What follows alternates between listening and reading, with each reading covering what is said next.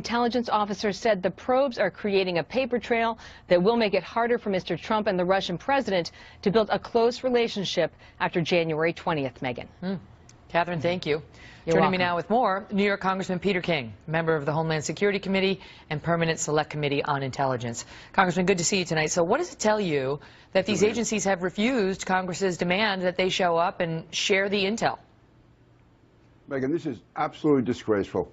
All we've heard from the intelligence community over the last several months is that they could not say that there was any attempt to undermine Hillary Clinton to help Donald Trump.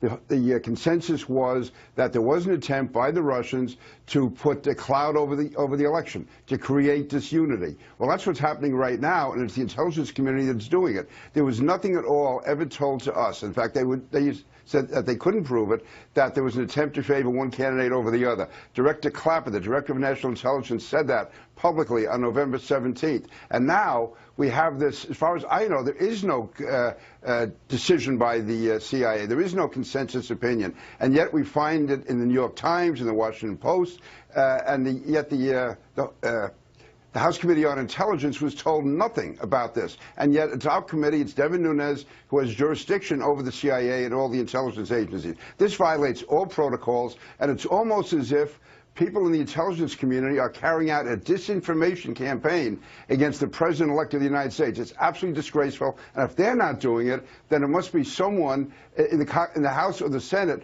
who's leaking false information, and there should be a full investigation of this. So you're telling me that when the Washington Post had this report on Friday citing anonymous sources saying that the CIA has determined Russia interfered in the election with the purpose of helping Trump's campaign, that was the first you heard of it from the Washington Post, and now this would be your next and best attempt to get the CIA to come before you, and you have oversight responsibility over them, to tell you what they know, and you've been refused.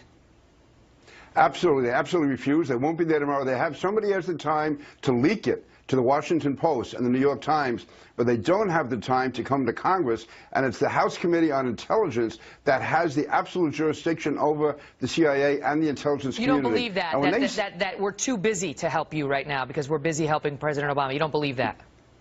No, it's their job. It's their job to come. They don't have any choice. They have to come in. So they, and especially when they have created this, here it is the week before the Electoral College's meeting, and so someone in the Intelligence Committee. What are they doing? I think I mean, it is tough to believe they don't have time. It's a big agency. They can't find one person to go speak to the Congress who represents us for oversight purposes. So why would they be playing this game and refusing to appear before you?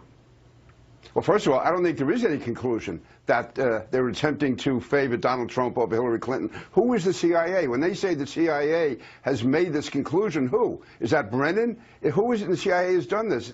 There is no finding that we've gotten. There's no assessment that we've seen. If they have what, they had an obligation to show it to us. Maybe there is none. This could be a whole house of cards. I see it as some type of disinformation to discredit the incoming president-elect, and that's absolutely disgraceful. First of all, they should have gone to him. That's quite an accusation. They should have gone to the Congress. I mean, these are our spies who risk their lives to protect us. I mean, that's General Michael Hayden was out yesterday saying, look, this kind of thing, these guys put their lives on the line.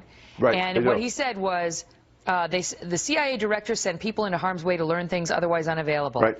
And if what is gained is not used or wanted or labeled as suspect or corrupt, by what moral authority does a director put his people at risk? That's from the former head of the CIA. Do you go too far in accusing them of intentionally engaging in a disinformation campaign?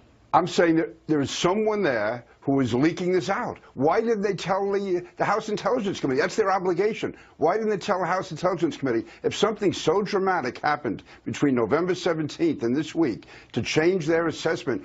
Didn't they have the obligation to come before the Congress and tell us that? We're the ones who have jurisdiction. Devin Nunes is the one they should have gone to. Somebody, Devin Nunes or, again, the Speaker of the House, they have an obligation to do that. And then to come out with this, to say the CIA has this, but nobody in the CIA is speaking. No one's on the record. No one at all is on the record. So somebody, if it is true, they're leaking it, and that's a crime. If somebody is making it up, then that's also wrong. This stinks. It really does. It's wrong.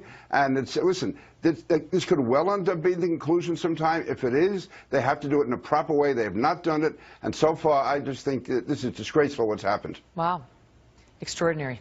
Congressman King, great to see you. Thank you, sir. And let me say, 99% of the people in the CIA are great. There's somebody here, though, who's behind something that's totally irresponsible.